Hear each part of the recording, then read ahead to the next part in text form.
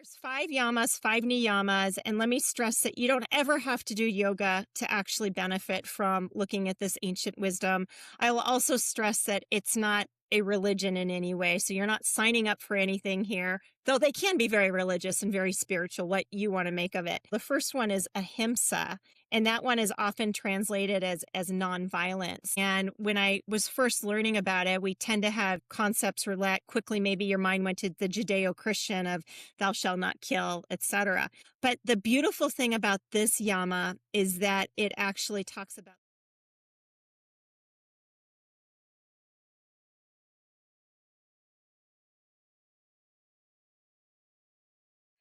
Welcome back to the Energy Fix podcast. Today, we're talking about yoga philosophy, but diving into the deeper teachings of yoga, we're going to specifically be talking about the yamas and the niyamas and how these ancient principles can actually shape the way that we work, the way we lead and communicate, how we make decisions, how we handle conflict and run businesses and really show up for the people around us. Because let's be honest, a lot of workplaces are not suffering from a lack of strategy documents. They're suffering from a lack of self-awareness and honest communication, a sustainable pace and ethical decision-making. That real human connection.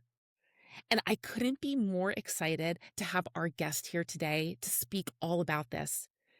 Our guest today is Kimberly Kayler, a veteran entrepreneur, marketing and crisis communication expert, co-author of Leading with Marketing, MBA instructor, and leader of a Yoga Alliance recognized teacher training school. Her new book is Yamas and Niyamas: Ancient Wisdom for Modern Work. And what I am going to be so excited to dive into in this conversation is things that are going to be expanding your mind when it comes to yoga philosophy. We're going to be talking about spiritual principles off the mat and into real life, into our meetings and our inboxes and leadership choices and feedback conversations and business culture. And yeah, we're going to be really diving into the modern perspective. All right, Kimberly, let's dive in. Welcome to the show. I'm so excited to have you here today. Thank you. I'm excited to be here. Thank you for having me as a guest. Yeah, I want to really just dive straight in and let's talk about the book. What if the path to a smoother, more ethical business doesn't start with another strategy session, but with self-awareness? Can you speak on that? Sure. And wouldn't that be amazing? And let me say right from the beginning, when we're talking about work, I want to make sure we don't alienate those that are teachers or those that are in healthcare, those that are doing volunteer work at nonprofits. We're talking about the work that we do. So however that shows up for you, not just corporate executives. So this book really dives into how to take some ancient wisdom and apply it and find that intersection, which is something I shied away from a long time. So I'm hoping that's something that we can talk about, that intersection. Yeah. And so let's talk about that. Let's talk about that intersection. I want to hear about your story. You've spent years in marketing and crisis communications and business leadership, et cetera, et cetera. And now you're over on this other side of the spectrum and you're trying to merge it all together and to really teach these principles. Let's talk about that in conjunction with what you've learned and why you feel this is so important to bring to our modern world. Definitely. So a little bit of context. Got about 30 years in corporate marketing and crisis communications. And I found yoga about 15 years ago. And I didn't find yoga because I was searching for some spiritual awakening or to help me at my corporate job. It was because, honestly, I was a burnt out marathon runner and I was told I needed to do yoga. So I had to do something different.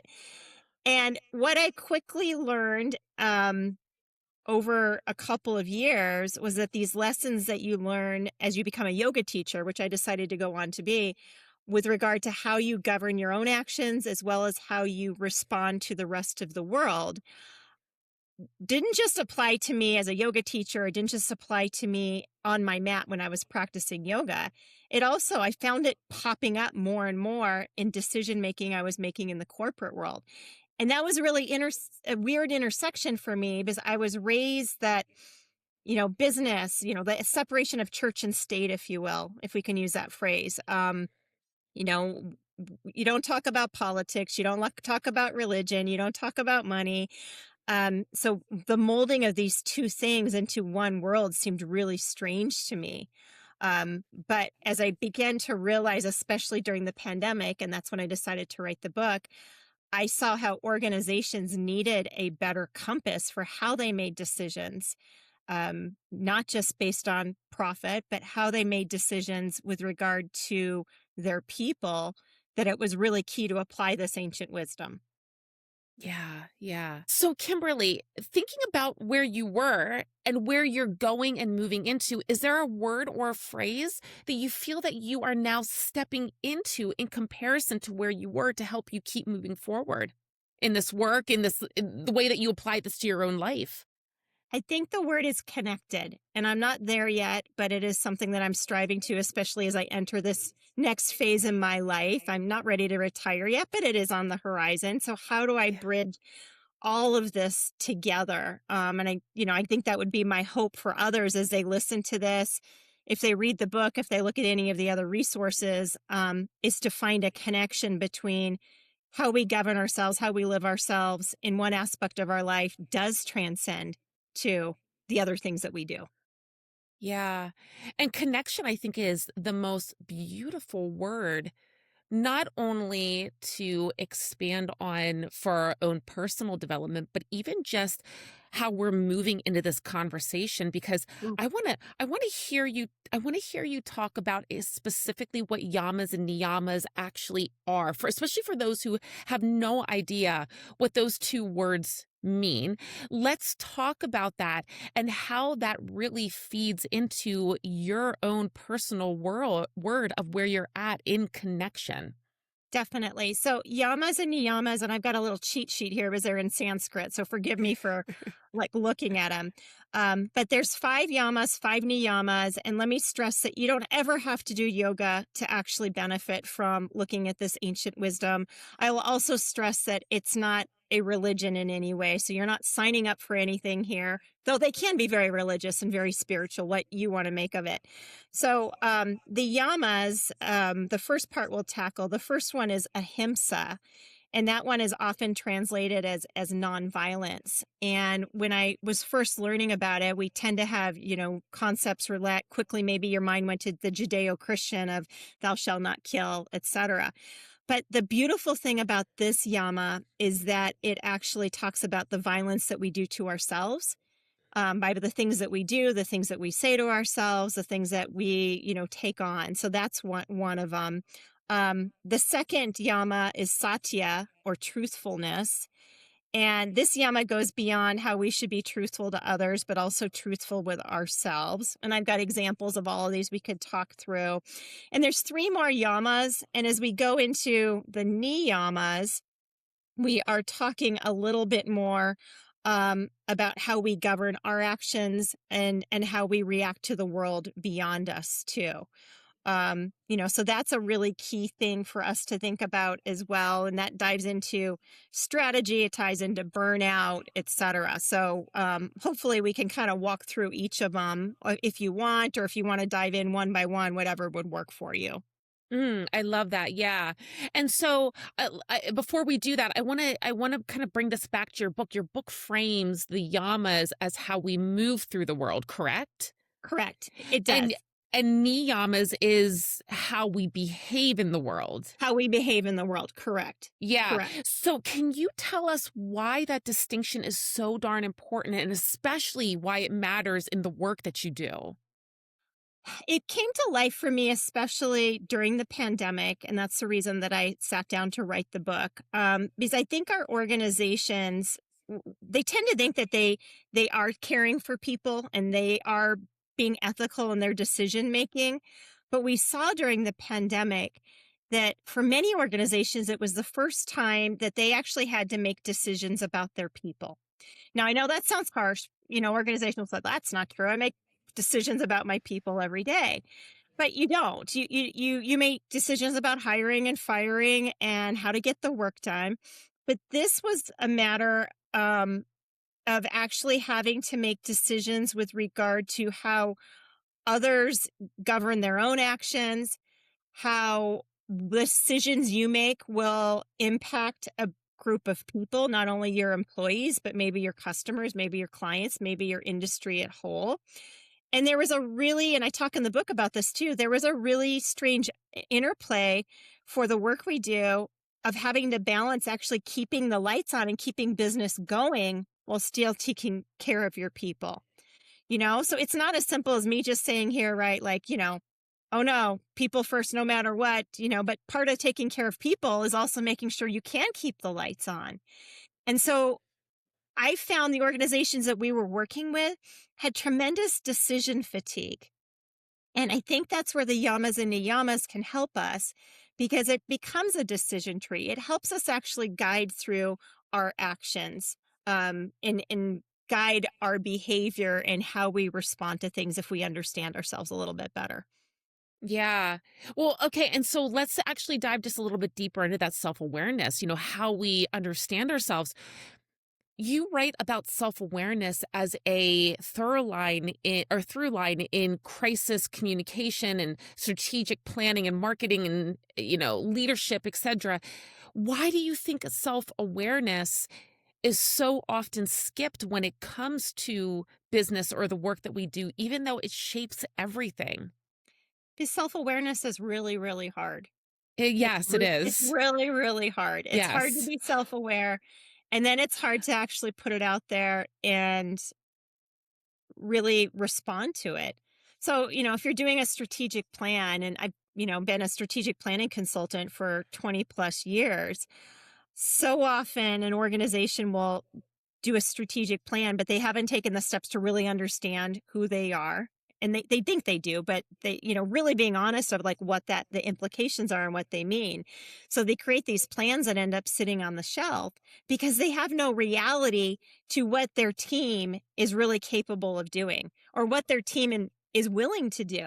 So, I like to share the example. This is a silly one, but if your strategic plan really shows that, hey, the best way to maybe get your word out is for your team members to wear funny animal costumes and stand on a corner with signboards. And that's the best way to actually do something. Great. But putting it in a plan, and if you're not self aware enough to know that that's never going to happen with my team, it doesn't matter. But we all go down these paths. We hire the consultants. We go down this path of doing that without clearly looking at, hey, that doesn't fit our culture. That doesn't fit who we are. It doesn't fit my personality. And we convince ourselves that it will, but it usually doesn't. It usually doesn't. And we see this, across the board, whether corporate executives, but our education system, the nonprofits that we volunteer and work for, we're not typically honest about where we are, what our shortcomings are, and having that self awareness. Yeah, that makes sense. That makes complete sense. And I think too that the bigger that the organization or the bigger that the work is, it can make it that much harder to Definitely. really be in that deep self-awareness to the level that you need to be able to feel like you're really moving forward and doing the work that you want to do. Definitely. I think Yeah. one of the things that we talk about in the yamas is how- with self awareness is really actually also understand where you're limiting yourself.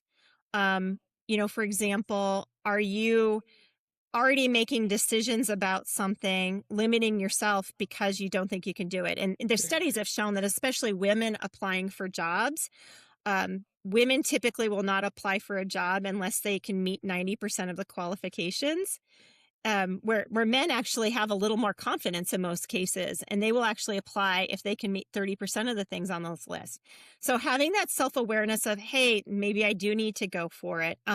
We limit others too. I share an example in the book, especially in a corporate setting where we think we're helping, but we're making decisions for others. And I shared an example of when I became a new yoga teacher. We had learned how to make adjustments on people with permission, but to help them get into a pose. And I helped someone, I asked permission and I helped adjust them in child's pose. And I was so proud of myself. And I like whispered to her, I said, "Do you feel better now?" And she looked up at me and she said, "I didn't feel bad before." And it was like, so it like haunts me to this day that I thought I knew what was better for her in this pose because I looked at it. Now, how does that translate to the work we do?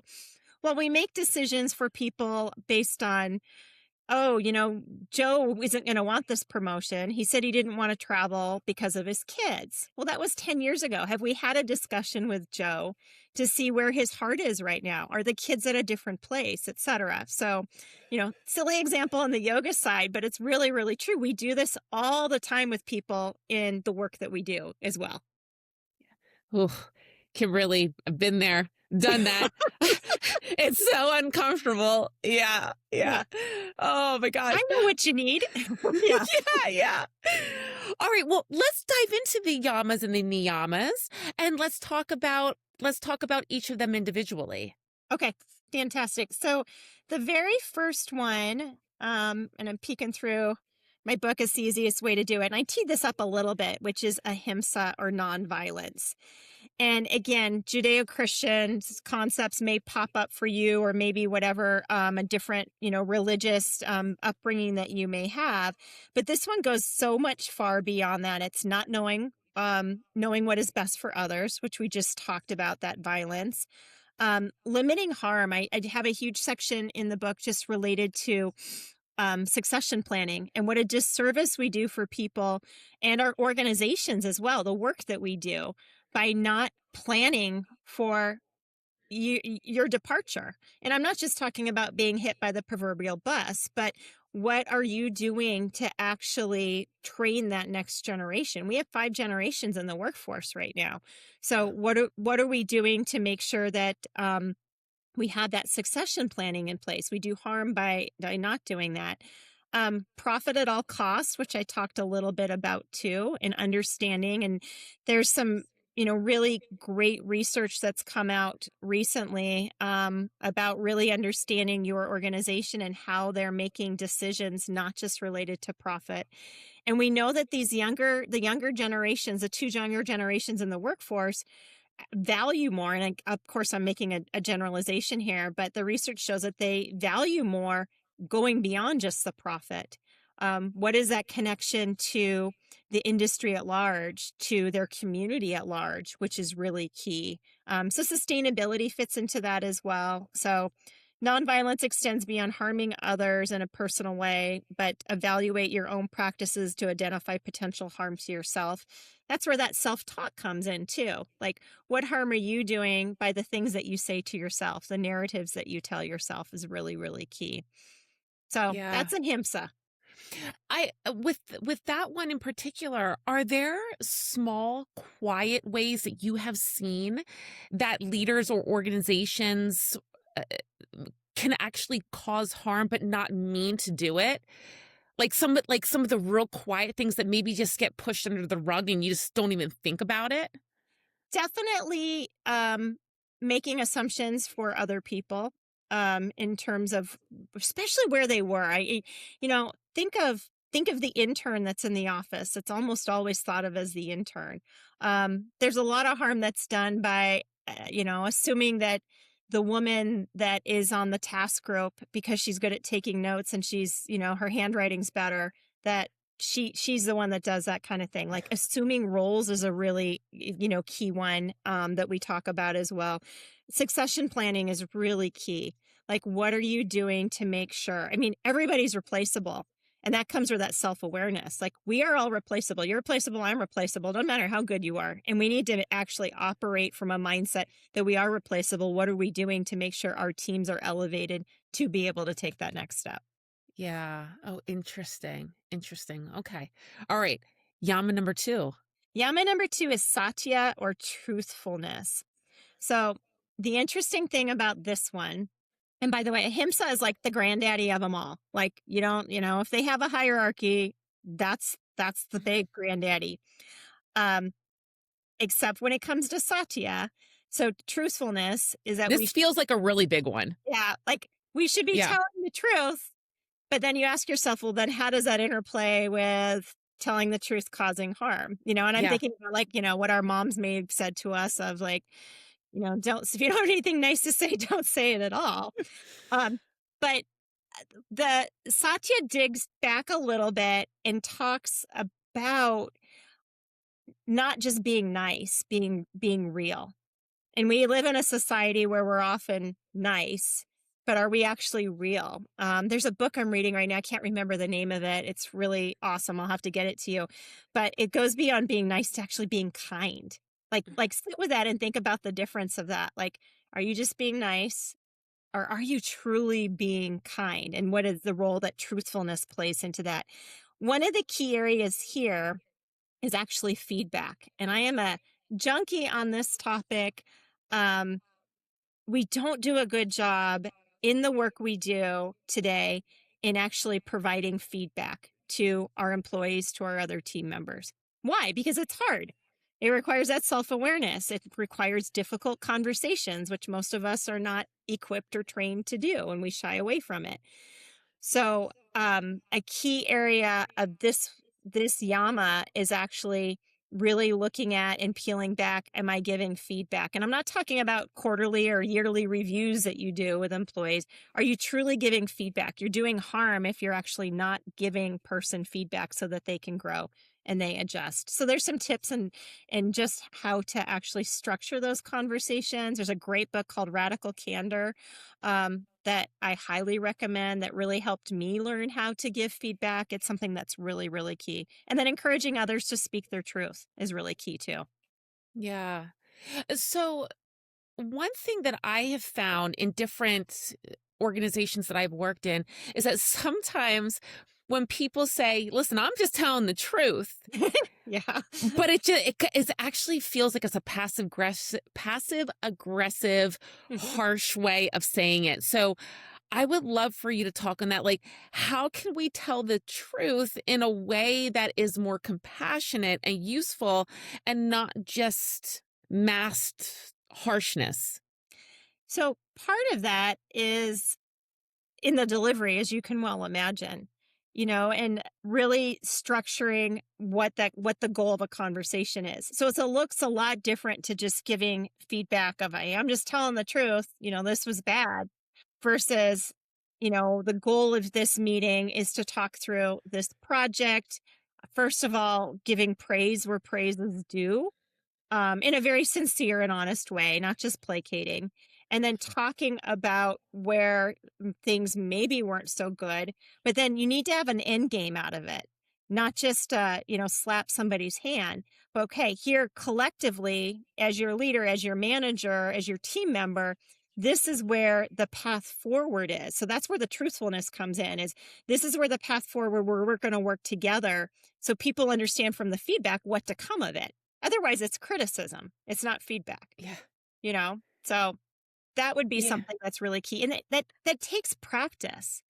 You can hear me saying those things and you got to practice it to be able to actually deliver those conversations. It's a skill.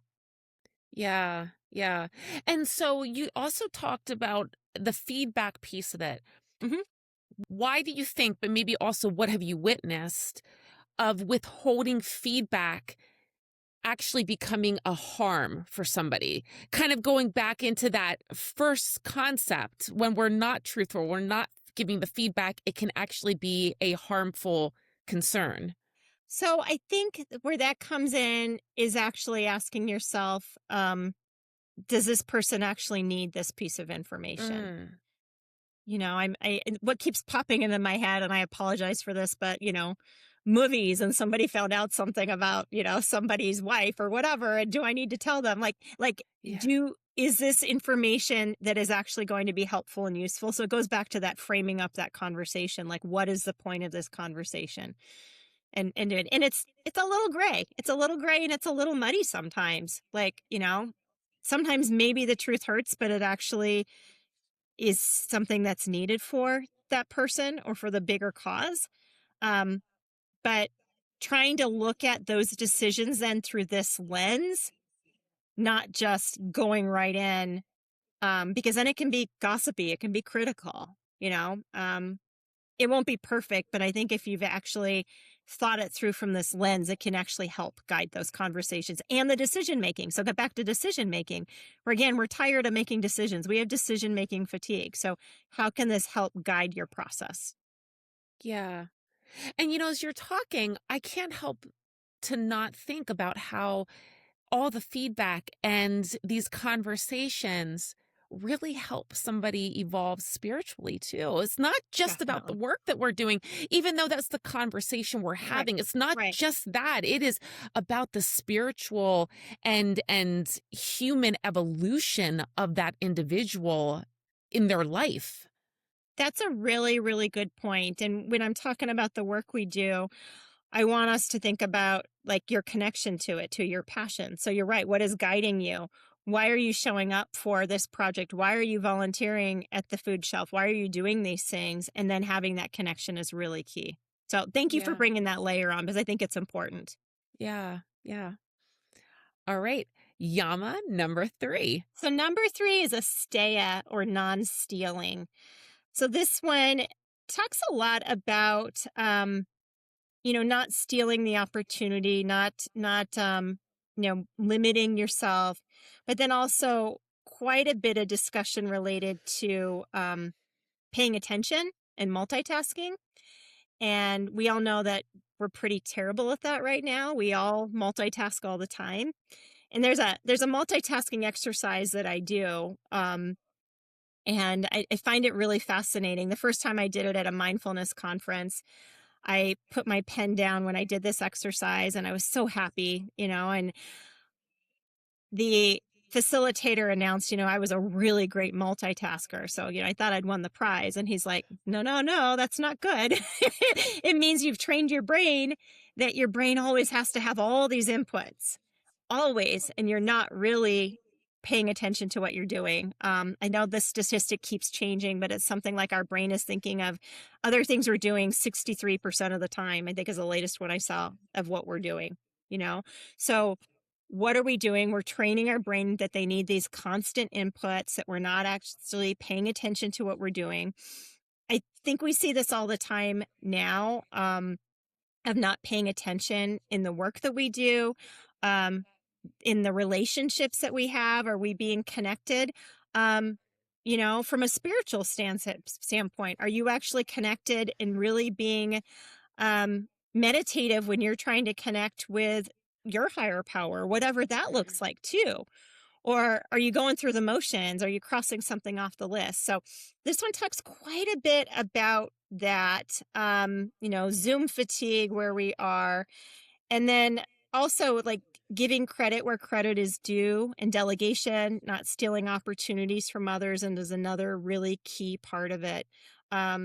So that is what Astea, the basic tenets are there. And there's so much we can talk about, from a work standpoint here, of just understanding our limits, being connected to what we do, being present in a meeting that you're actually in. We're all guilty of it. This this one actually came to life for me. I tell the story in the book of I was on a Zoom call at one point. And it was before the pandemic, so we weren't on cameras yet or anything like that. And my son had come home from school and he knocked on my office door and he came in. I'm like, yeah, come on in. I'm in a meeting.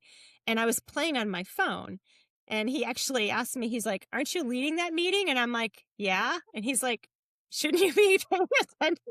And like, it totally caught me because I was like, yeah, you're right. Like, it wasn't that I wasn't paying attention to my team. It's just that my brain was expecting five other inputs at the same time.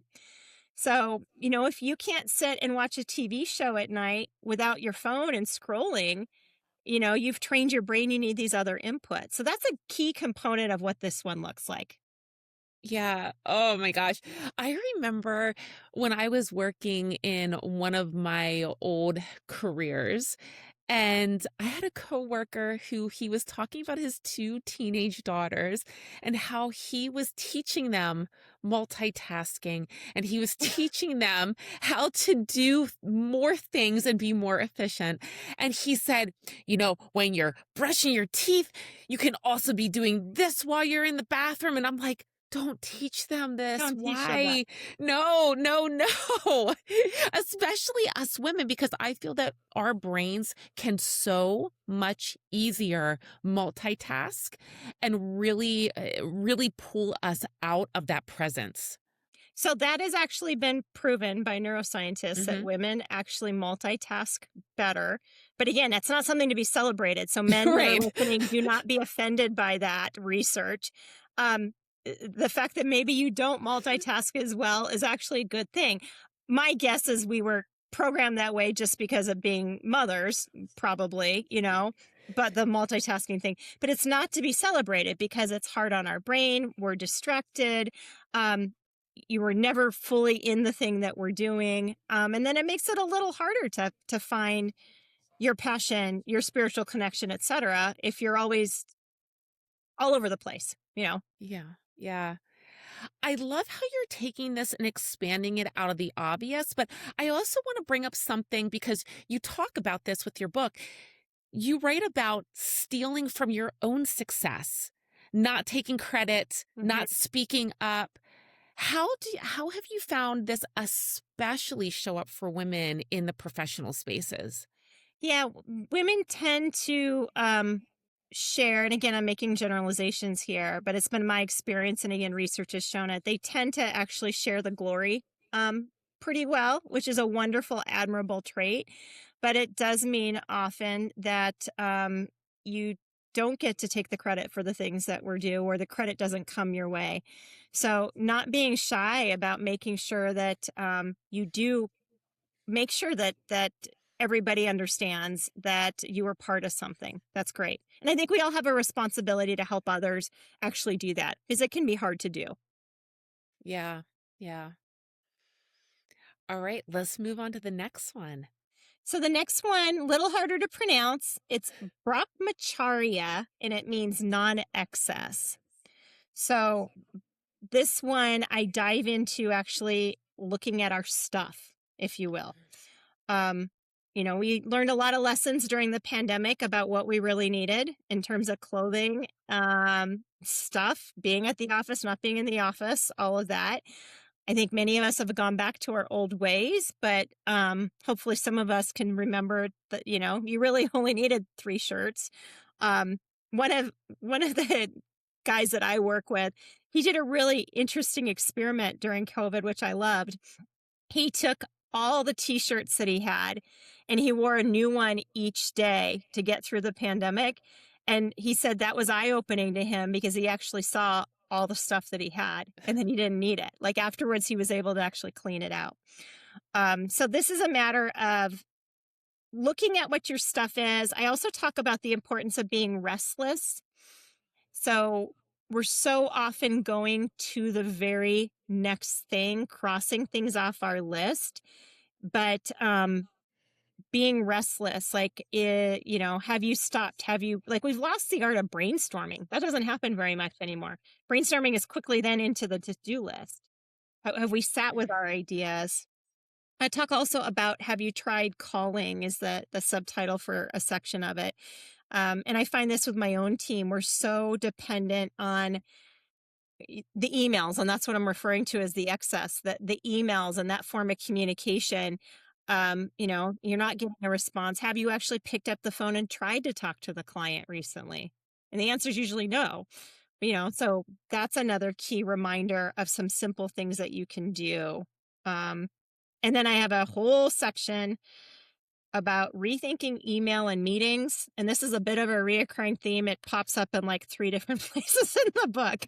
Um, but, you know, what we have too much email, we have too many meetings. We've spent a lot of time at my organization really trying to discern, as crazy as it sounds, what should be an email, what should be a Teams message, what should be a phone call, what should be a meeting. Like, and it's actually really, really helped communication, the excess of things that come through. As silly as it sounds, we have a rule about not replying "You're welcome" to when somebody says a thank you in an email, especially if it's Oh, reply to all. And it feels mean and weird not to do it, but all of a sudden you've just like added up another thing that comes in.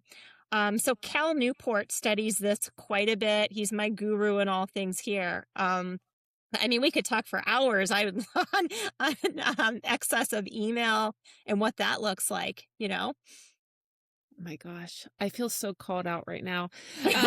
So there's there's so many things that I have to comment on this. First off, I love this topic in particular, and I'm not even going to try to pronounce that yama because I don't know that I will be able to. However, this is really that concept of clearing clutter, clearing mind, Yep. Yep.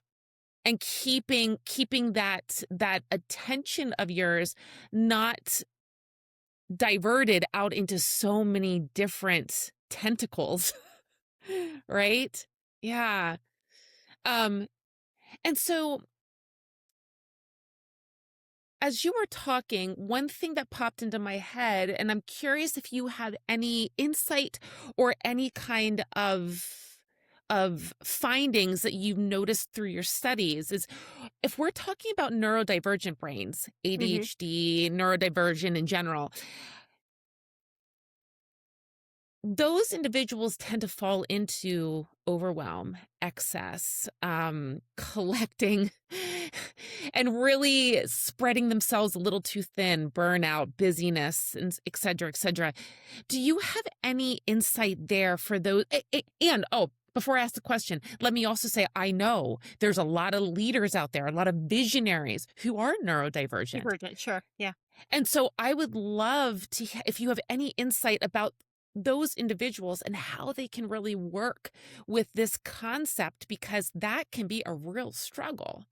So I do not have any expertise and have not studied how this applies to neurodivergent workers and leaders. But what I can comment on, and I think it's probably pretty universal, is just the importance of saying no and building out time, and Yeah. that sounds obvious, but building out the time, as silly as it sounds, like building out the time for work, building out the time for workouts. Like I actually schedule my workouts in the calendar. I schedule focus time on the calendar. And I have read that that actually is very effective for all populations. So I think that that would probably be a very good, wise step that everybody could take away. Have you shut off your email and announce to your team that for this hour and a half, this is what I'm doing? And I do counsel my team members when they are overwhelmed to do exactly that thing. It can be really, really helpful. Honestly, Kimberly, I think you just nailed it, because two things that you just said. Number one, schedule it out. It needs to be in sight. It needs to be on the calendar. But also, then number two, turning off notifications, Yeah. turning off all those distractions that are coming in around. Yeah. Yeah. Another thing that I did with regard to this one and non excess is, and it came to me because I was on vacation a couple of years ago in Hawaii. And because of the time change when I woke up, my team members on the East Coast had been working for hours, and the emails that came in, I'd have 100 emails, 150 emails waiting for me. And it became readily apparent that I needed to help with the excess of that. So that resulted kind of serendipitously in me picking up Cal Newport's book about kind of getting rid of email, which is fascinating.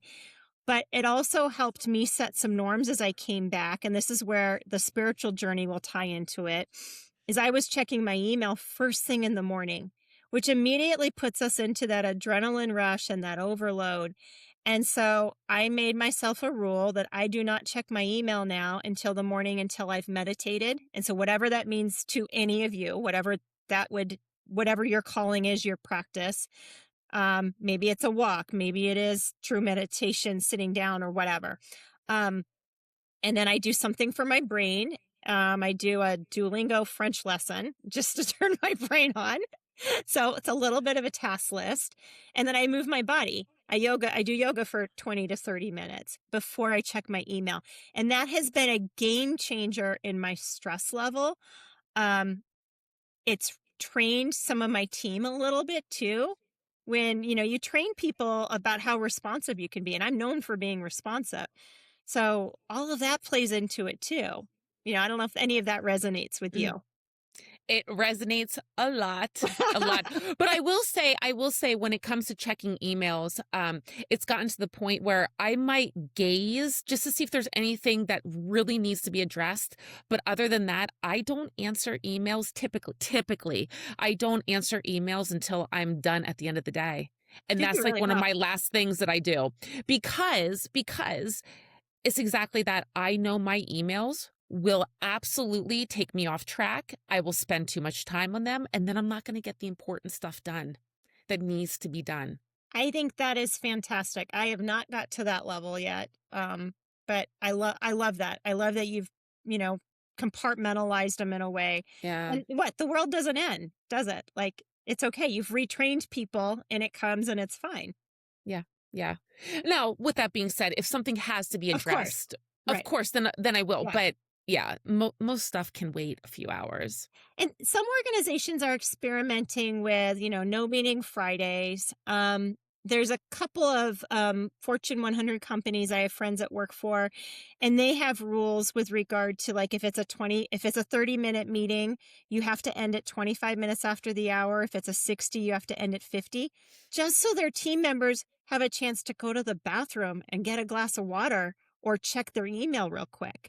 I love that. Yeah, because otherwise so many, depending on, what kind of culture that you're in and the work that you do, you can be back to back to back to back meetings, and it's tough. That's that adrenaline rush. So what do we end up doing? We end up multitasking. We're in the meeting or we're responding to emails because we don't have time to otherwise. So Yeah. Yeah. What have you with that concept, like you mentioned no meeting Fridays, shorter meetings, etc. What are the simplest shifts that you've seen make the biggest difference in workplace energy? Has there been specific ones that you've seen? definitely making sure if you have a meeting, you know what the purpose of the meeting is. Mm, Um, good one. get rid of, I know that sounds obvious, but think of the meetings you go to. Don't have a meeting just to have a meeting. Also, get rid of meetings where you go over to-do lists. Nobody wants to hear anybody else's to-do list, you know? Yeah. So, meetings should be strategic. They should have a purpose. Um, if you're working at a project at hand and you need status updates and you need to pull other people in, sure, that's one thing. But this whole paradigm of us all getting on a call to go over my to-do list for the week and then I hear your to-do list for the week, it's not effective. It doesn't do anything. Yeah. I I have one more question for Yeah, this Yama, and yeah. we talk a lot about nervous system regulation here on the Energy Fix, and we talk a lot about burnout and busyness. So this one feels like a really important one. But the question that I have is on something that you said earlier. You talked about the restlessness, Mhm. and so that concept of productive restlessness. What does that actually look like from your standpoint? And why do we really need that room? Again, from your perspective, why do we really need that room to think and dream and wonder, other than the obvious of like, it's just so soul expanding? But I want to know from your perspective. So this is one that I'm working on because I'm terrible at it. But it's so See, very, very important. And it came to life for me a couple of years ago when I'd approached the chairman of my board and said, "Hey, we're knocking it out of the park with our strategic plan. Like, what's next? Give me the next thing." And he said, "Why don't you just sit with it for a little bit? Why don't you just be restless for a little bit?"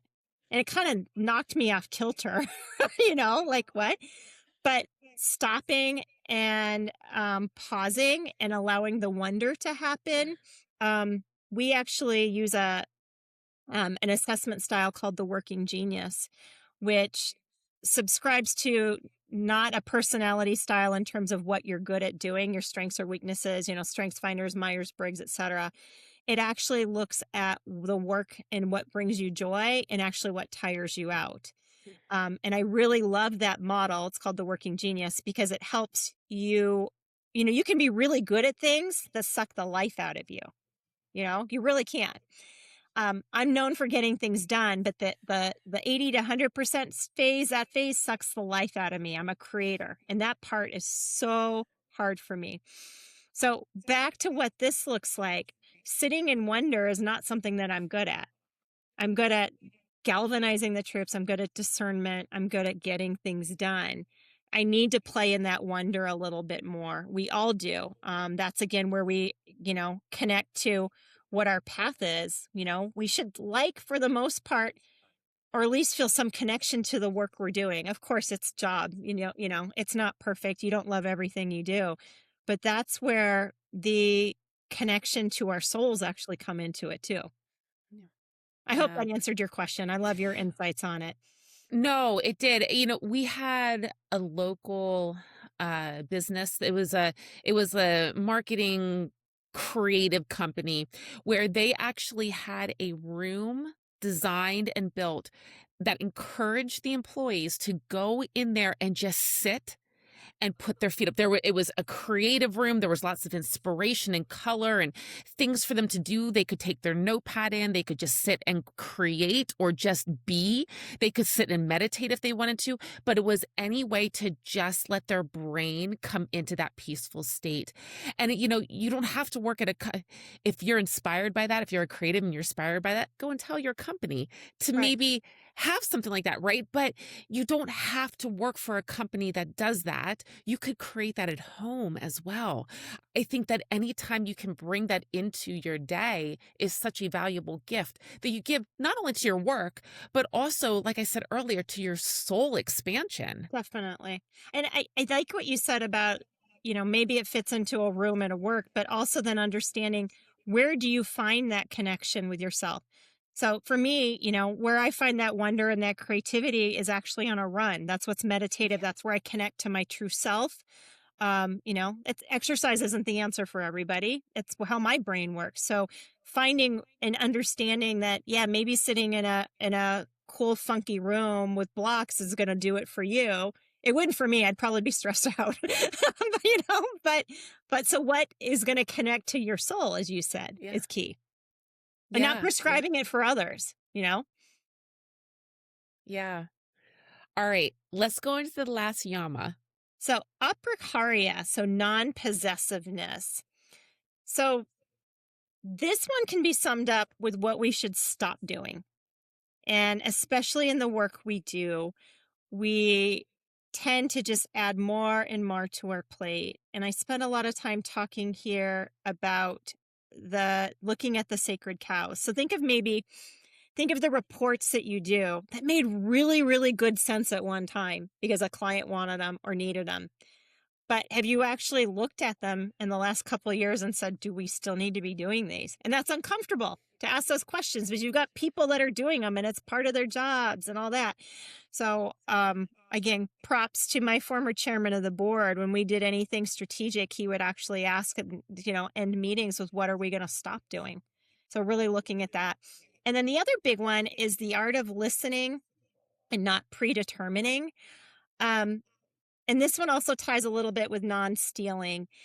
The art of having a conversation without one-upping. And by that, I mean, somebody tells you, hey, I just got back from Hawaii on a vacation. Well, what's our normal response? We go, oh, I loved Hawaii. Did you go here? Did that? And all of a sudden, them sharing their experience has turned into you sharing their experience. And that's a normal thing. That's part of how we converse. But how beautiful is it if you could just start asking them questions about their trip without interjecting your own? And so that's something I've really been working on. And I've noticed that it really enriches conversations. I mean, it's a little weird if you don't mention, oh, yeah, we went. I mean, there's a fine line to it. But like, that's something you could really practice with. Because we all know it. You get anything out of your mouth, you're excited to tell something, and all of a sudden somebody comes in and it's their story then. Yeah. You know, I feel like this is a really good one, though, too.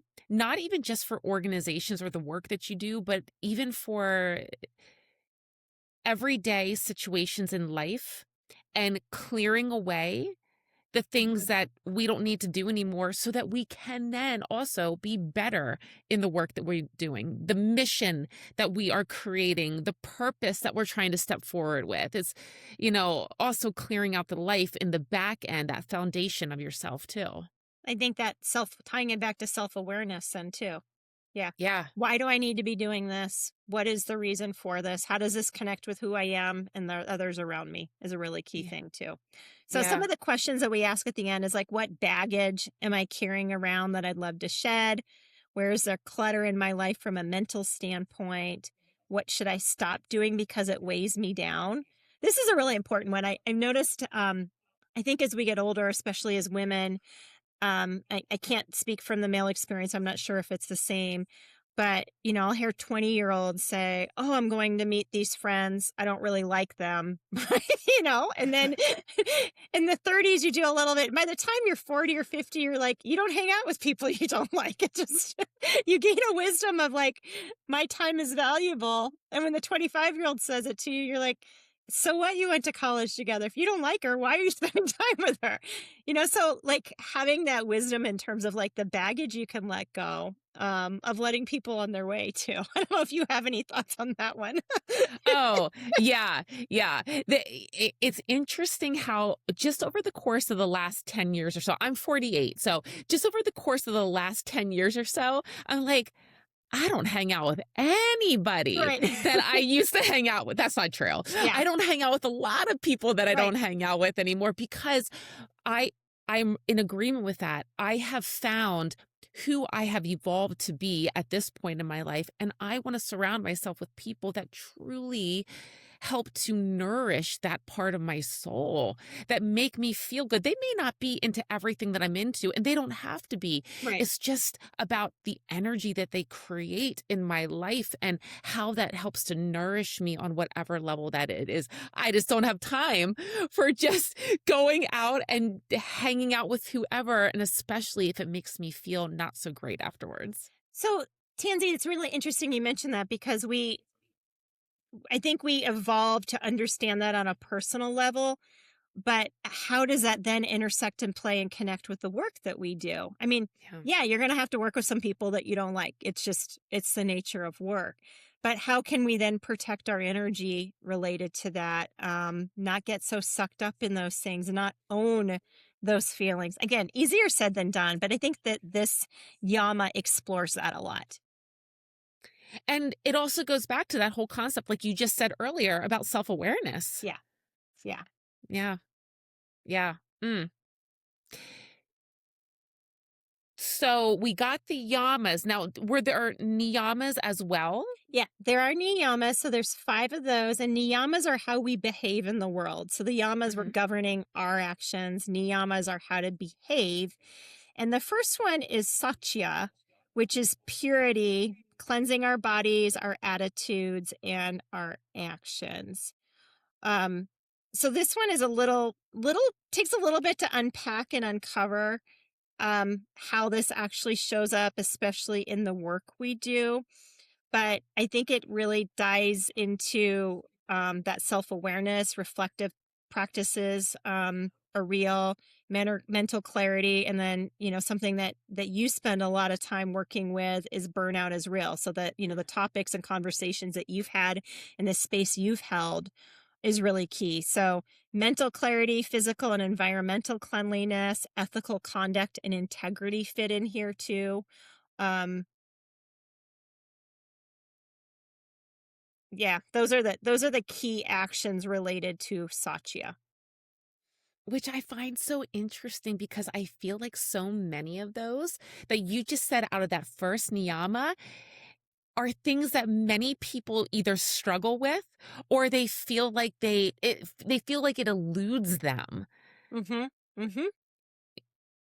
Yeah, that's so interesting. Yeah, and this one often is explained as a way to cleanse our bodies, our attitudes, and our actions. So I'm reminded too, just with regard to the role that our mind plays in things, and the conversations we have with ourselves. If you so finding some clarity, if you're going into a meeting or if you're going into Thanksgiving dinner and you've already identified what Uncle Fred is going to say and how Mary's going to react, and like conversations already played out in your head and you're already upset about it. And that applies to the work we do too. I'm going to go to this committee meeting. This is going to happen.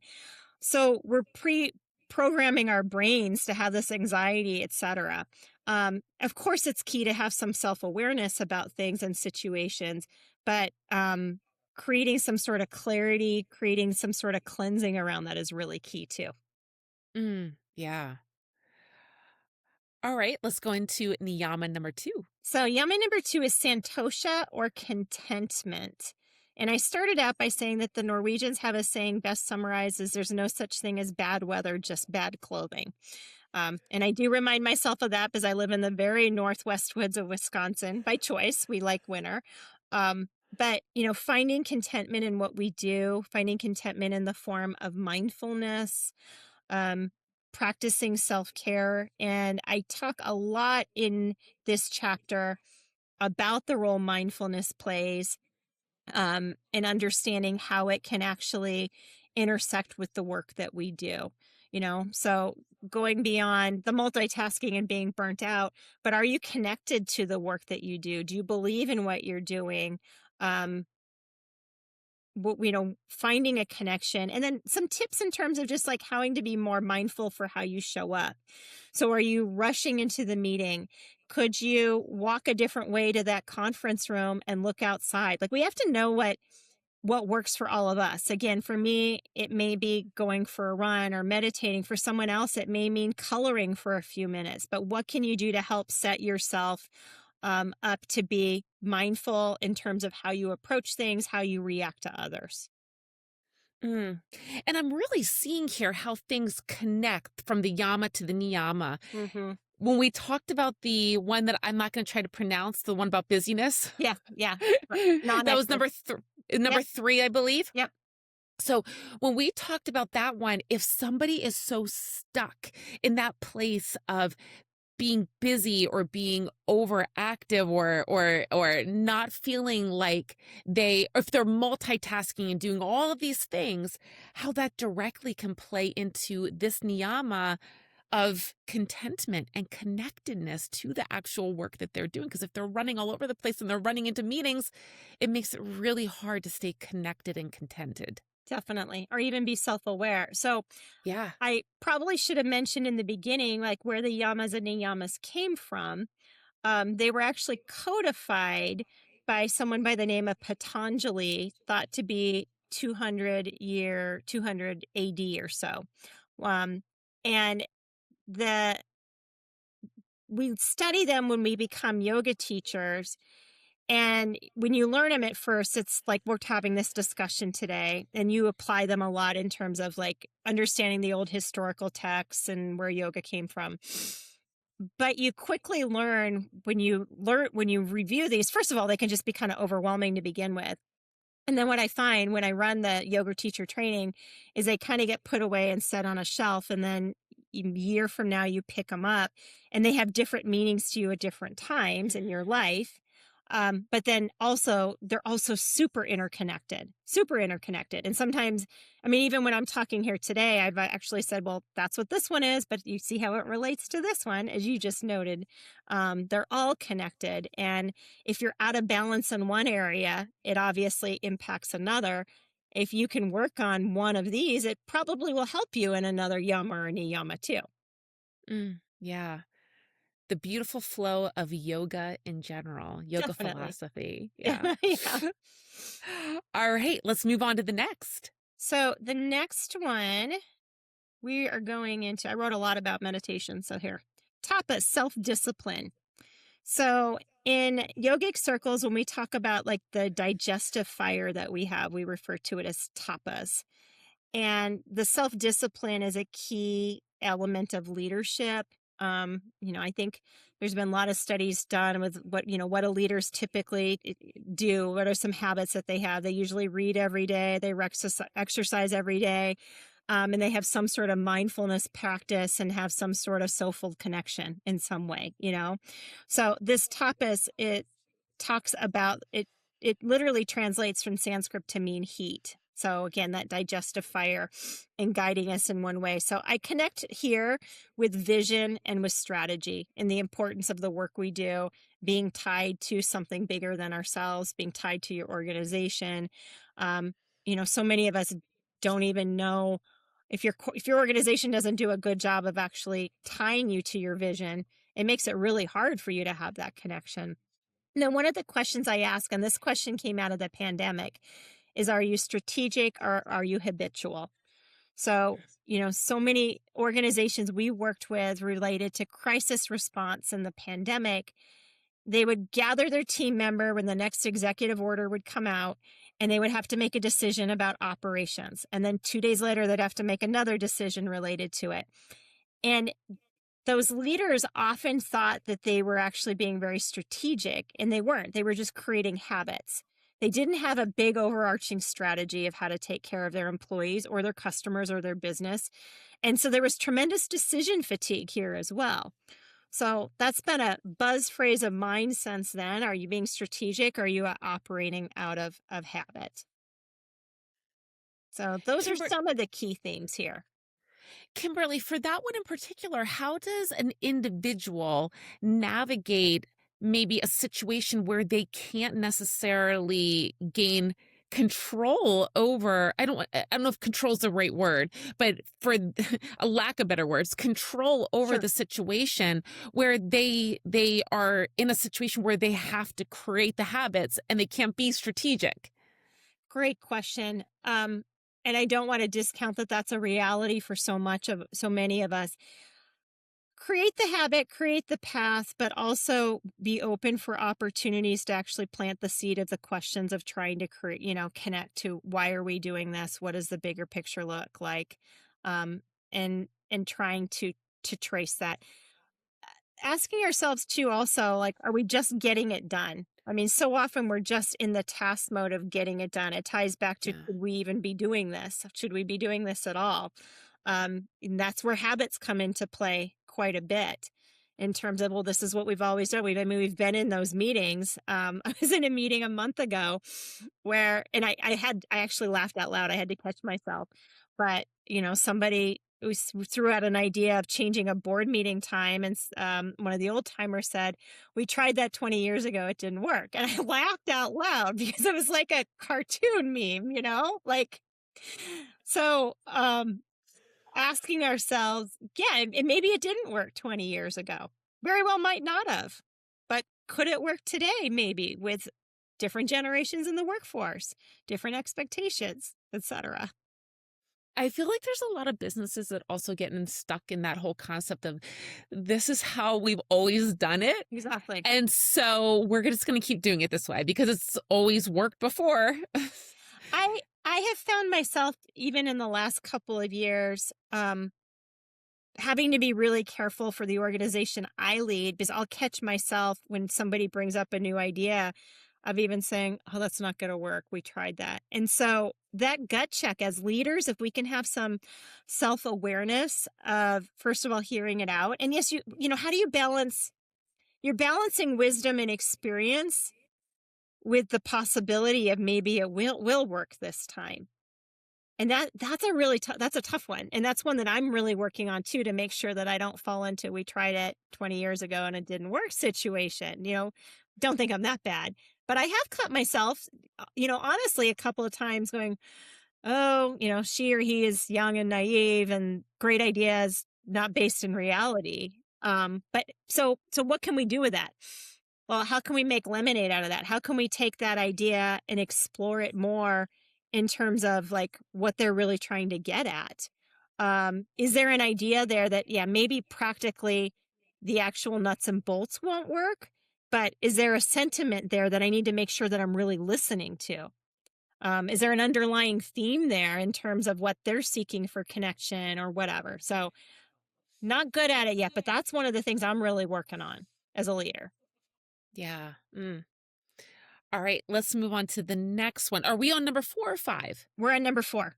Number 4. Yeah. Okay. So svadhyaya, which is self-study, which is something that we all should be doing, and we know leaders are pretty good at it. And so this one, I actually struggled with how to actually tackle this one and apply it. And I actually pulled in the concepts you learn as a Rotarian, which is a business civic group. And I'm a Rotarian and I love that, and there's Rotary clubs all over the world, that Rotary actually links community work with business leaders. And they have this thing called the four-way test, which you're supposed to ask yourself. And it's, is it the truth? Is it fair to all concerned? Will it build goodwill and better friendships? And will it be beneficial to all concerned? Mm. So, golden rule, however you want to look at it. But that self study of the things that we're doing, are we just getting stuff out? But can we look at how it impacts others, how it impacts the world? Yeah. Mm, I like that one. So, asking yourself, what does continuous self study mean to me? What does that look like? Yeah.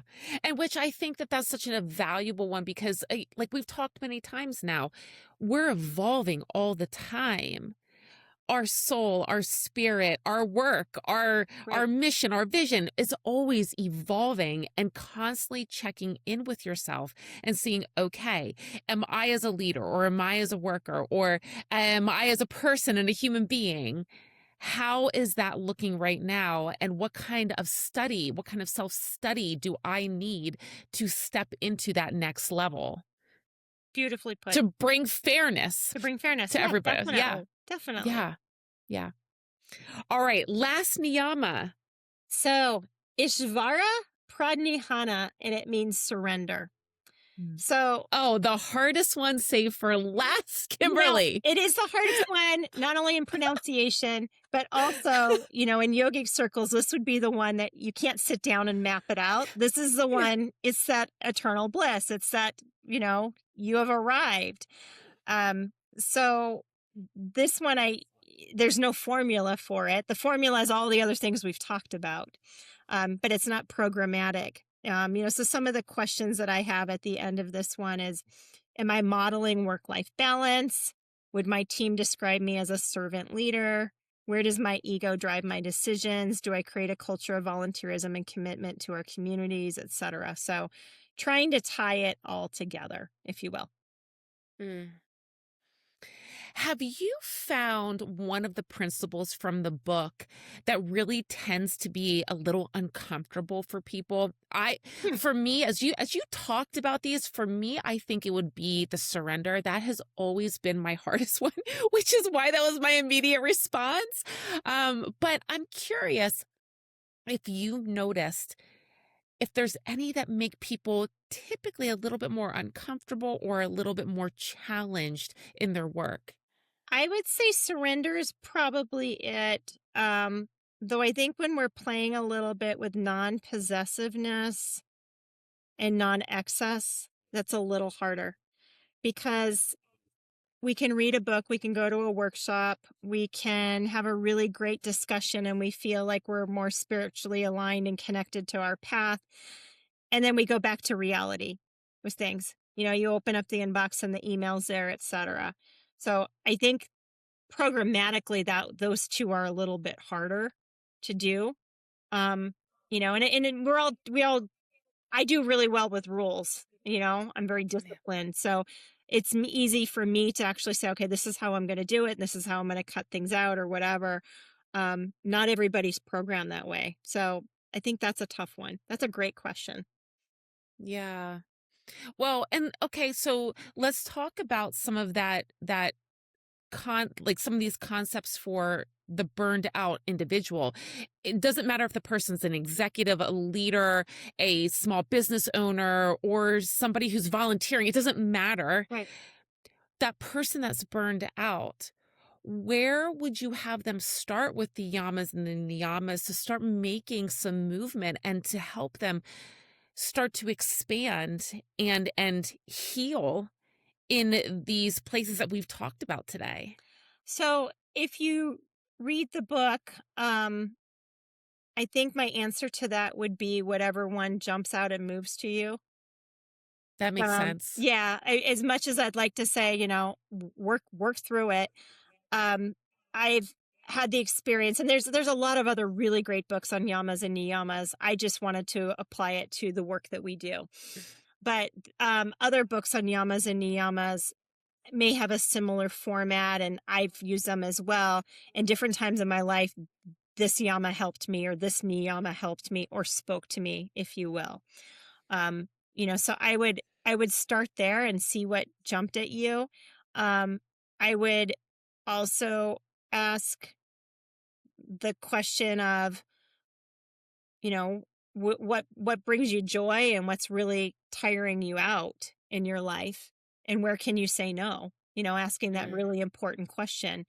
Um, what do you really not need to be doing is really key. And I have to do that myself. Like, that's my vision board this year, is things that I'm saying no to.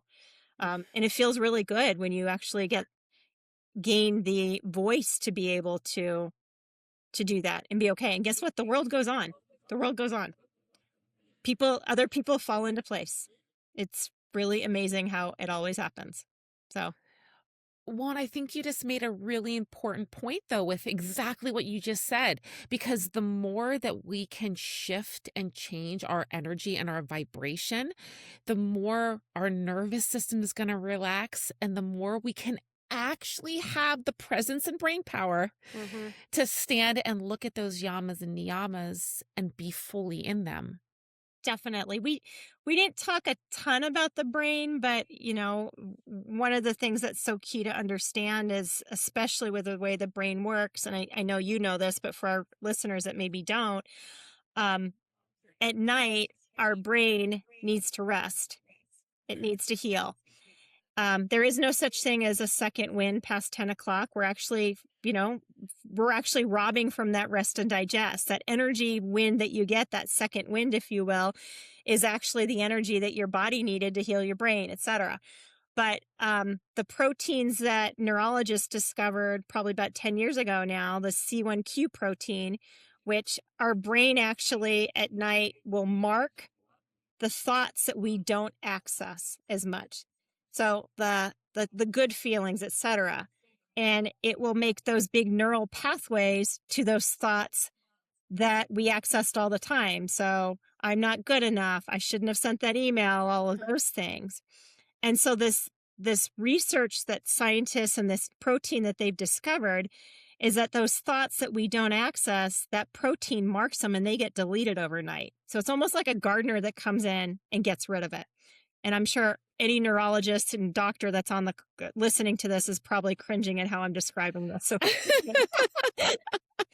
but for us laymen who are understanding that, you know, we need that rest and digest at night, but we also need to train our brains to have those happy thoughts and to have those good thoughts. So that comes back to, what is it that I shouldn't be doing? What is it that gives me joy? What is it that totally wipes me out? There's of course going to be things that you have to keep some of the junky stuff on the list. But that's another great place to start, is how to pull all that together too. Oh, I'm so glad you brought that up, because I think that's a huge part of this conversation. It's not just about doing the things, Mhm. it's about literally how you're influencing the brain and the restructuring of those neural pathways.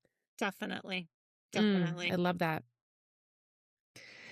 Kimberly, this has been an incredible conversation, and definitely, I'm into this kind of world, and so interested in these philosophies, but I personally have not known a ton about yamas and niyamas.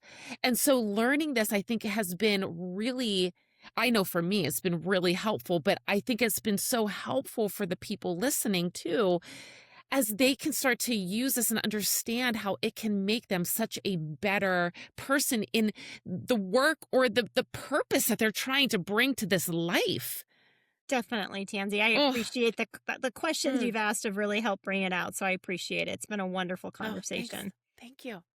Well, before we talk about where we can get our hands onto the book and where people can find you, let's do just a few rapid fire questions to really sink in. I want to hear what Kimberly would say.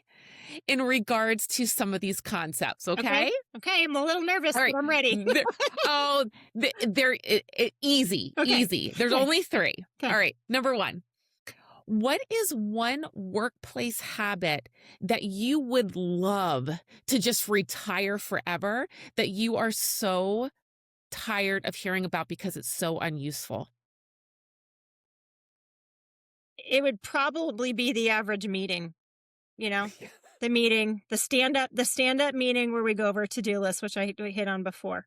It has Yeah. very little benefit or place in today's society. Yeah. Good one. Good one.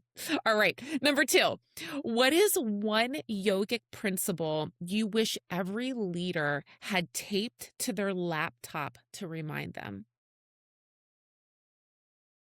Not stealing others' opportunity and listening. Again, being able to have that conversation without one-upping and sharing your own experience. Boy, that takes practice. But it's Yeah. so Yeah. beautiful when you do it. Yeah. Mm. All right. Question number three. Which yama or niyama do you personally return to the most in your own life and you're working on right now? Oh boy. Hmm.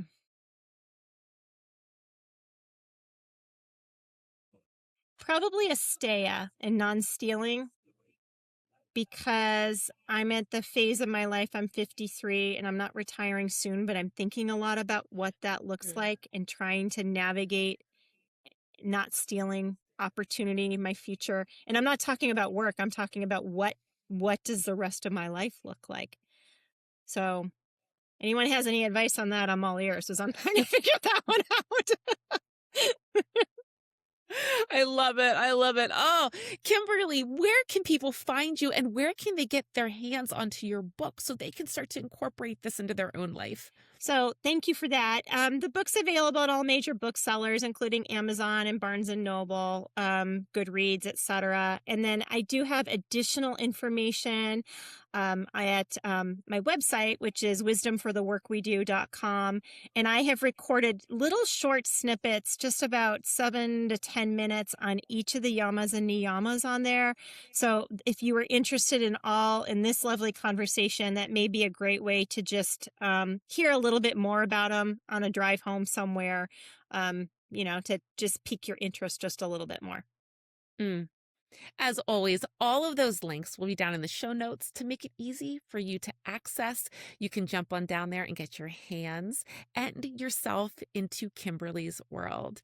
Kimberly, do you have any last words that you would like to lay on the hearts of the listeners for today? I think I'd go back to the word you asked me in the beginning, which is connected. Mm. Don't be afraid to bring the things you know of with how you conduct and want to conduct your life, how you are as a human being, also with, and, show up with how the work that we do. Yeah. I love that. Thank you so much for being here and for being in this world of work that you are so beautifully shifting and transforming. I appreciate you. Thank you. Thanks for having me. The way that we lead and communicate and give feedback, the way we make decisions and hold on to old systems, maybe we're overloading our schedules and maybe we're treating the people around us in ways that don't always make us happy. That is all part of our practice. It's all part of our experience. And for everyone listening to this has been such a beautiful reminder of that. And is also a beautiful reminder that yoga is not only what happens on the mat, it is also how we move through the world, how we speak and how we listen and how we choose each and every single day, how we stop doing what no longer serves. How we create work that feels more ethical, more human, more aligned with what actually matters. And until next time, keep spreading that beautiful energy you were born to share.